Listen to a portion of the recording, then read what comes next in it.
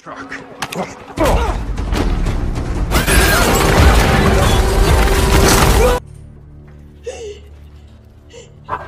don't worry. I'm gonna get you out of here, okay? Get down! Get down! Assalamualaikum warahmatullahi wabarakatuh. Film ini mengajarkan kita tentang pentingnya memberikan nafkah batin kepada istri dan agar kita jangan terlalu sibuk dalam bekerja. Yuk, mari kita gasken. Negeri ini katanya negeri hukum, tapi kok rakyat kecil yang selalu dihukum. Ini Film diawali dengan seorang gadis cantik nyetir sendirian sambil main HP. Dan akibatnya mobilnya jatuh ke jurang. Setelah terpelanting beberapa kali, akhirnya mobil itu pun tersangkut pada sebatang kayu. Dan gadis itu beruntung masih hidup, namun terjebak di dalam mobil tersebut.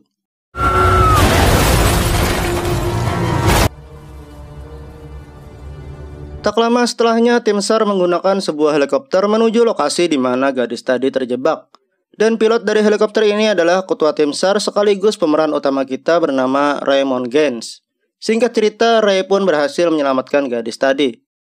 Sadly, this is Chief Pilot Raymond Gaines of the Los Angeles. Oh, Natalie, do not fire! Got it!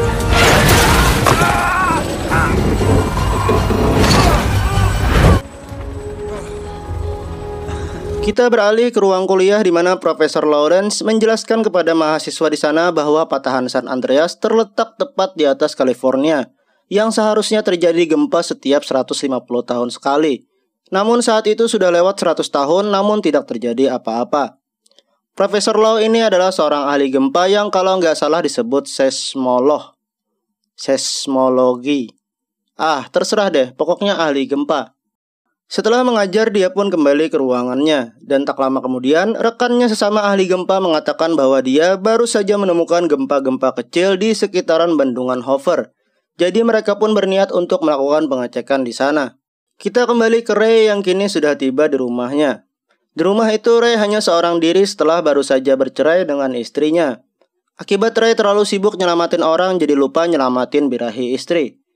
Kemudian ada anak perempuan Ray yang baru akil balik dan sedang berjemur kemudian menelpon Ray. Nama anaknya ini Black, bukan Black, oke? Dan Black minta ayahnya buat dibawain sepedanya Black ke rumah pacar emaknya. Kemudian kita berpindah di mana Profesor Law udah berada di bendungan Hoover bersama rekannya mencoba untuk menganalisa gempa-gempa kecil yang terjadi di sana. Namun tiba-tiba gempa besar terjadi dengan kekuatan 7.1 skala Richter. Semua orang pun berlarian menyelamatkan diri. Rekan Profesor Law yang berada di dalam bendungan jadi larinya agak telat. Saat berlari, dia melihat anak kecil gemeteran yang gak sanggup berlari. Rekan Profesor Law pun lalu menggendong anak itu untuk pergi dari bendungan tersebut. Saat sudah dekat dengan batas aman, dia pun melemparkan anak tadi kepada Profesor Law. Namun dia sendiri tak bisa bergerak setelah kakinya tertusuk besi. Dan setelahnya gempa pun menghancurkan bendungan tersebut dan rekan Profesor Law innalillah.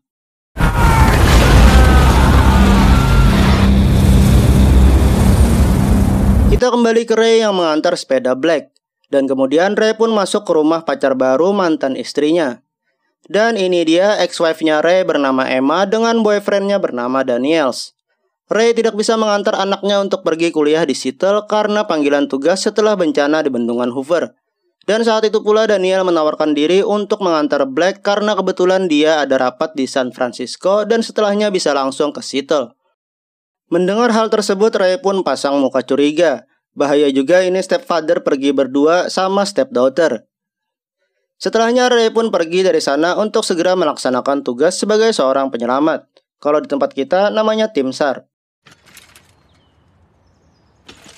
Kemudian berangkatlah Daniel dan Black menggunakan pesawat jet pribadi. Ternyata si Daniel ini super kaya, cuk. Berduaan di ruang pesawat tersebut, Daniel pun mulai menyapa Black yang dari tadi diam saja. Jangan suuzon dulu. Bukan mau godain Black, tapi si Daniel mau ngasih tahu sama Black kalau dia sedang bangun sebuah gedung yang dinamainya The Gate. Artinya gerbang.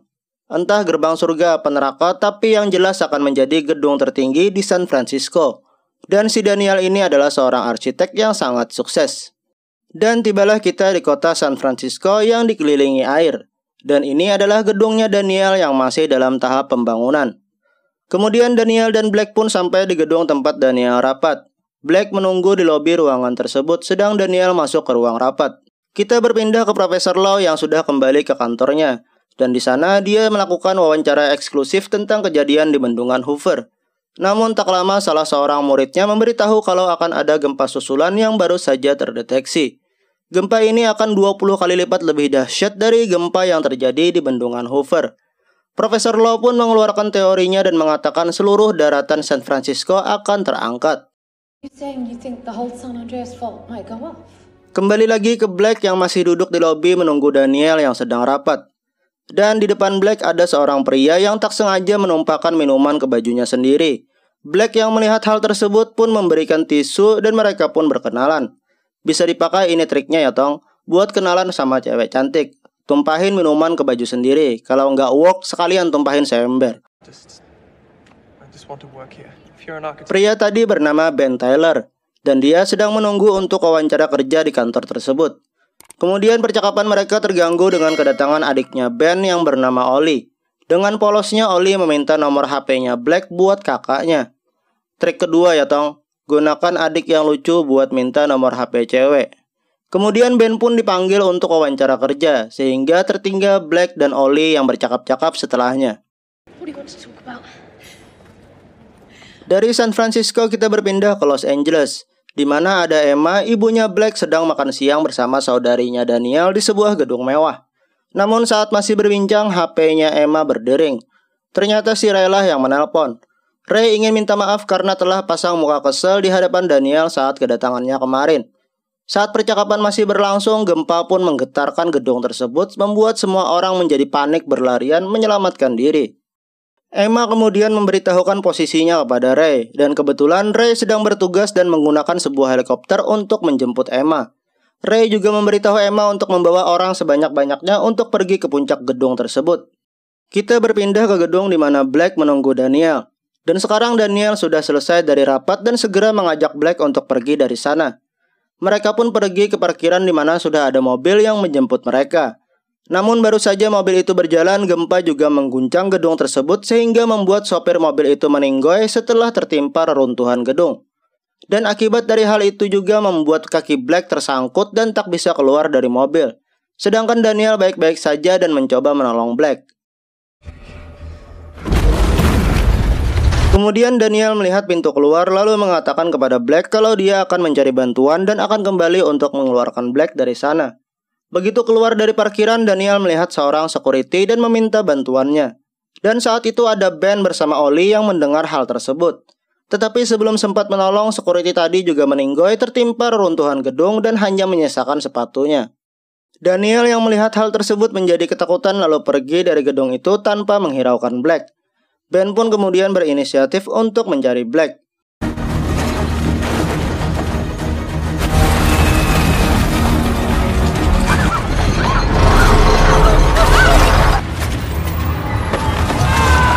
Kita kembali sejenak di mana Emma berusaha meyakinkan semua orang untuk pergi ke atap gedung. Tapi bukannya naik ke atas, semua orang malah turun ke bawah dan hanya Emma lah yang naik ke puncak gedung tersebut. Begitu di puncak gedung, Emma sempat terhempas setelah lantai puncak gedung tersebut ambruk. Dan dengan sempoyongan Emma berusaha untuk kembali berada di puncak gedung berharap Ray datang secepatnya.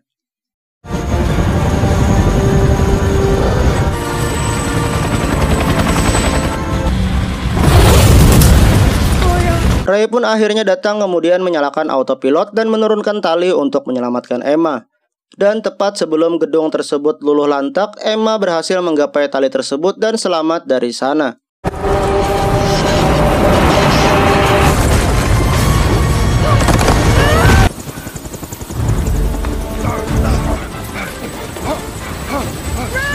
Are you hurt? I don't think so. Beralih ke parkiran di mana Black masih terjebak dalam mobil. Black kemudian terpikir untuk menelpon ayahnya dan meminta pertolongan. Namun tak lama sinyal pun terputus karena gempa. Tak lama kemudian datanglah Ben dan Ollie untuk membantu Black. Ben kemudian mengambil dongkrak di bagasi mobil itu dan menggunakannya untuk mengangkat reruntuhan yang membuat kaki Black tersangkut. Namun dongkraknya kurang tinggi, cuman bisa angkat sedikit. Jadi si Black masih nyangkut. Tapi akalnya si Ben boleh juga. Dia kemudian membocori semua ban mobil sehingga mobil menjadi lebih rendah dan reruntuhan itu pun lebih terangkat sehingga akhirnya Black pun selamat. Visual. Yeah. It's another aftershock. We've got to get out of here. It just took off. What an electronics store. Kita berpindah ke kantornya Profesor Lau yang baru saja mendapat informasi kalau gempa susulan yang lebih besar akan segera terjadi. Jadi Profesor Lau kemudian menyuruh salah seorang siswa untuk ngehack stasiun televisi nasional untuk membuat siaran langsung dan memperingatkan seluruh orang. Black, Ben, dan Oli pun berhasil keluar dari gedung tadi lalu menuju sebuah toko elektronik. Tujuannya untuk mencari sebuah telepon kabel. Karena saat sinyal nirkabel hilang tapi telepon kabel tetap akan berfungsi. Dan Black berencana untuk menelpon ayahnya. Begitu tersambung dengan ayahnya, Black kemudian mengatakan kalau dia berhasil selamat dari parkiran dan baik-baik saja. Kemudian ibunya ingin berbicara dan menanyakan keadaan pacarnya si Daniel. Saat itulah Black mengatakan kalau Daniel pergi begitu saja meninggalkan Black untuk mati di parkiran. Kemudian Ray menyuruh Black tetap berada di dataran tinggi. Dan kemudian Ray juga menyuruh Black untuk pergi ke tempat di mana mereka pernah berkemah bersama. Dan Ray akan menjemput mereka di sana. Sebelum pergi dari toko elektronik itu, Black mengambil sebuah senter dan Oli juga mengambil sebuah senter laser.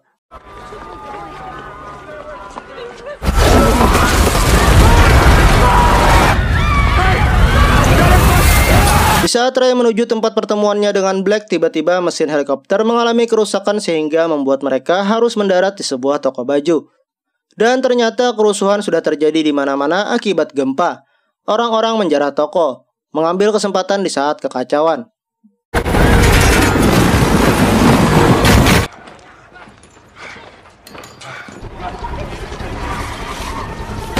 Saat itulah Ray melihat seseorang yang sedang memuat TV mahal ke dalam sebuah mobil dan membiarkan pintu mobilnya terbuka. Ray pun menuju mobil tersebut dan ternyata mobilnya juga curian. Saat hendak menyalakan mobil tersebut, si penjarah datang sambil nodong pistol ke kepala Ray. Namun Ray berhasil kasih bogem mentah ke penjarah tersebut dan membuatnya langsung one hit KO. Lalu Ray dan Emma pun pergi dari sana. Kita beralih sejenak di mana siswa Profesor Lau berhasil ngehack stasiun-stasiun televisi nasional dan melakukan siaran langsung. Kemudian Profesor Lau pun memperingatkan seluruh orang untuk segera meninggalkan San Francisco.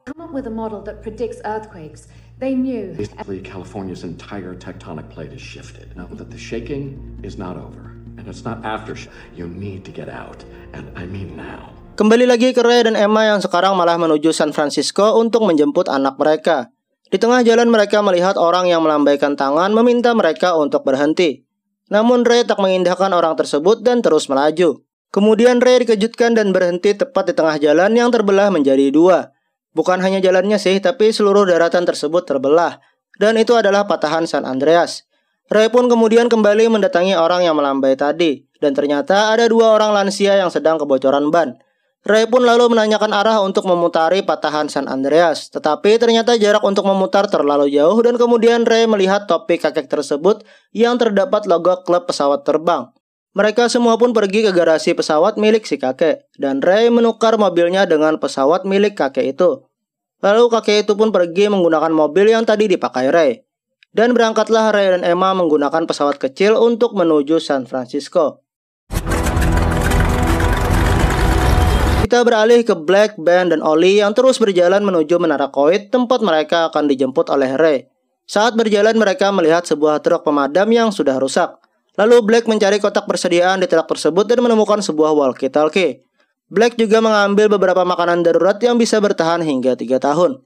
Tak lama setelahnya, Ben melihat Menara Koit yang jadi titik pertemuan dengan Ray terkepung oleh api, dan kota di sana sudah hancur, sehingga tak mungkin bagi mereka untuk pergi ke sana. Black teringat pesan ayahnya untuk berada di dataran tinggi dan agar bisa mendapat sinyal walkie-talkie dan menghubungi ayahnya. Jadi dia pun memutuskan untuk pergi ke Bukit Nob Hill. Namun untuk ke bukit tersebut mereka harus berbalik arah, sedangkan semua orang mengarah ke titik evakuasi. Lake would be the only ones going that way. My dad said button phone working with the landline. Looks like we're going to Nob Hill. Kembali lagi ke Ray dan Emma yang tak bisa mendaratkan pesawat mereka karena bandara di kota tersebut sudah hancur dan tak ada tempat untuk mendarat. Sehingga mereka harus terjun menggunakan parasut. Dan parasutnya cuma ada satu, jadi mereka harus terjun duet.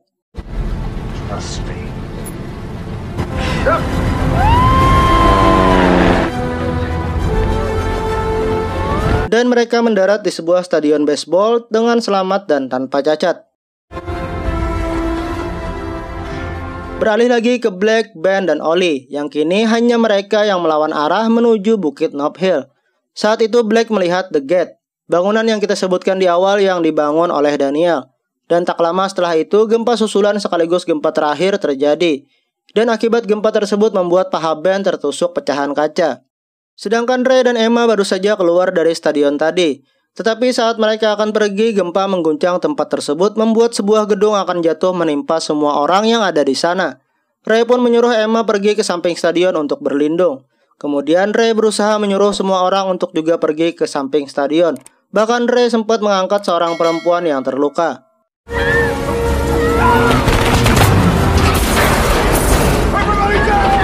Akses menuju titik pertemuan dengan Black sudah tertutup akibat gempa tadi. Lalu Ray pun menggunakan sebuah mini boat untuk bisa menemukan putrinya. Kita kembali lagi ke Black, Ben, dan Ollie yang berhasil selamat. Namun Ben menjadi kesulitan untuk berjalan setelah tertusuk pecahan kaca di pahanya. Black kemudian mengeluarkan pecahan kaca tersebut dan mengikat paha Ben untuk menghentikan pendarahan. Dengan dipangku oleh Black dan Ollie, mereka pun melanjutkan perjalanan ke Bukit Nob Hill. Kembali ke Ray dan Emma yang menggunakan mini boat kemudian berhenti di sebuah dermaga. Dan Ray melihat wilayah Menara Koit sudah terbakar. Dan Ray sadar kalau anaknya tidak mungkin mengarah ke sana. Dan saat itu pula kapal-kapal di dermaga tersebut bergoyang-goyang. Kemudian Ray menyadari akan terjadi tsunami akibat gempa tadi. Ray pun memutuskan untuk menuju teluk melewati tsunami tersebut. Di tempat lain, Black mendapat informasi dari walkie-talkie yang dibawanya bahwa akan terjadi tsunami setelah gempa terakhir tadi. Sehingga rencana pun berubah. Mereka tak jadi ke Bukit Nob Hill. Kini mereka menuju gedung The Gate. Kembali lagi ke Ray yang mengarahkan mini boatnya menuju tsunami dan melewatinya. Tidak hanya Ray, orang-orang yang menyadari tsunami akan datang juga mencoba melewati tsunami tersebut. Dan terlihat gelombang yang sangat tinggi di hadapan mereka. Saking gedenya ombak tersebut, sebuah kapal pengangkut kontainer pun terbawa. Dan akhirnya Ray pun berhasil melewati tsunami tersebut sehingga tidak terbawa ombak.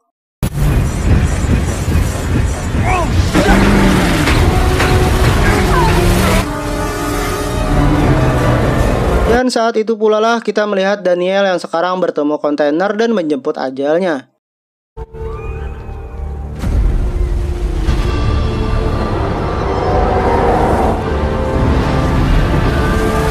Black dan yang lainnya sudah sampai di gedung The Gate. Mereka berhenti di tengah gedung tersebut untuk beristirahat. Namun baru saja tiba di situ mereka melihat ke arah jendela gedung di mana tsunami datang menghantam gedung tersebut. Ruangan itu menjadi tergenang air, jadi mereka harus pergi ke tempat yang lebih tinggi. Hingga mereka pun sampai di ruangan lain di lantai yang lebih tinggi dari gedung tersebut. Black kemudian memeriksa lukanya Ben. Tetapi si Ben sempat-sempatnya cium si Black.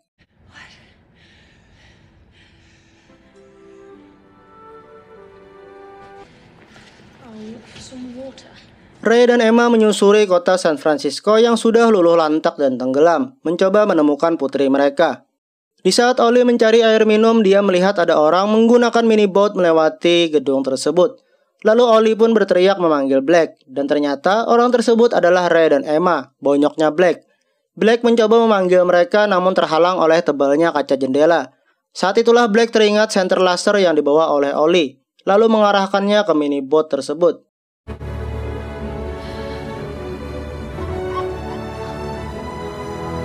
Namun belum sempat Ray menyelamatkan mereka, gedung tersebut ambruk, membuat Black, Ben, dan Ollie tenggelam di dalamnya.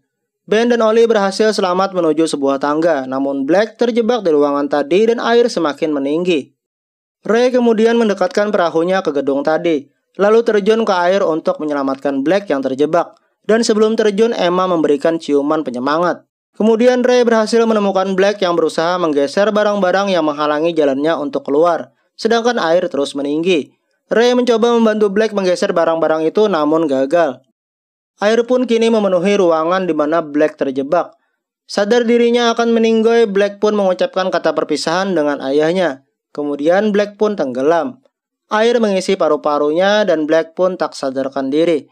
Dan saat itulah Ray mengeluarkan apa yang dinamakan The Power of Love. Sekali lagi Ray mencoba mendobrak barang-barang yang menghalangi pintu keluar, dan kali ini dia berhasil.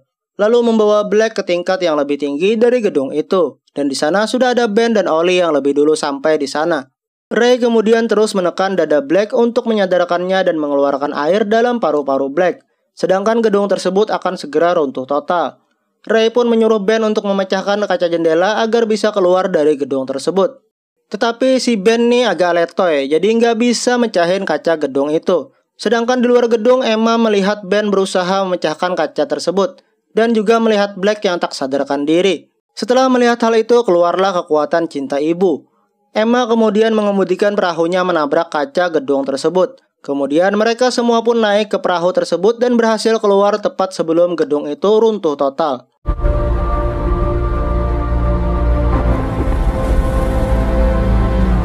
Di perahu itu Black masih tak sadarkan diri. Namun Ray terus memompa dadanya, hingga akhirnya Black tersadar dan selamat.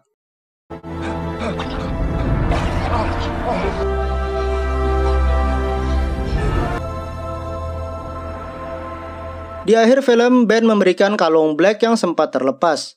Dan kemudian Black pun memeluk manja si Ben. Dan inilah ending yang kurang membagongkan.